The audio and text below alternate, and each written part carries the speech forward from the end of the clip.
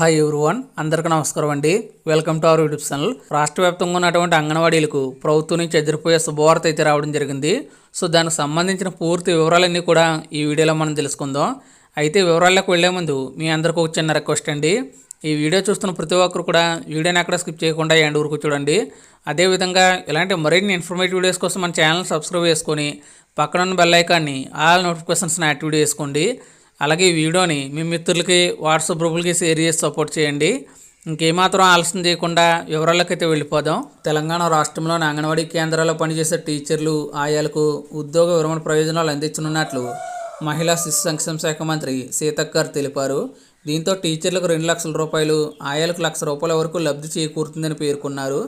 ఇందుకు సంబంధించిన ఫైల్ను ఆర్థిక శాఖ ఇప్పటికే పరిష్కరించిందని 2-3 రోజుల్లో ఉత్తర్వులు విడుదలవుతాయని చెప్పారు. మంగళవారం హైదరాబాద్ రహమత్ నగర్లో అమ్మ మాట అంగన్వాడీ బాట కార్యక్రమానికి మంత్రి ముఖ్య అతిథిగా హాజరై మాట్లాడారు. తమ ప్రభుత్వం ఎన్నికల్లో ఇచ్చిన హామీలకు కట్టుబడి ఉందన్నారు. అందులో భాగంగానే రిటైర్ అవుతున్న అంగన్వాడీలకు ప్రయోజనాలు ప్రకటించిందని వివరించారు. కాగా అంగన్వాడీ కేంద్రాల్లో చిన్నారుల సంఖ్యను పెంచేందుకు చేపట్టిన అమ్మ మాట అంగన్వాడీ బాటను విజయవంతం చేయాలని మంత్రి సీతక్క గారు కోరారు. కార్పొరేట్ స్కూళ్ళకు తీసిపోని విధంగా అంగన్వాడీలను తీర్చిదిద్దుతున్నామని చెప్పారు. పిల్లలను అంగన్వాడీలకు పంపండి, వారి బాధ్యత ప్రభుత్వం చూసుకుంటుందని మంత్రి భరోసా ఇచ్చారు. మాతృత్వం, మానవత్వాన్ని మేళవించి పిల్లలను హక్కును చేర్చుకోవాలని టీచర్లు, ఆయాలకు సూచించారు.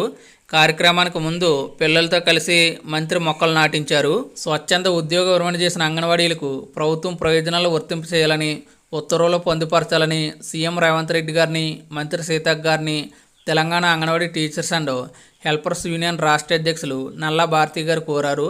రాష్ట్ర ప్రభుత్వం టీచర్లు, ఆయాలకు ప్రకటించిన ప్రయోజనాల పట్ల ఆమె హర్షం వ్యక్తం చేశారు.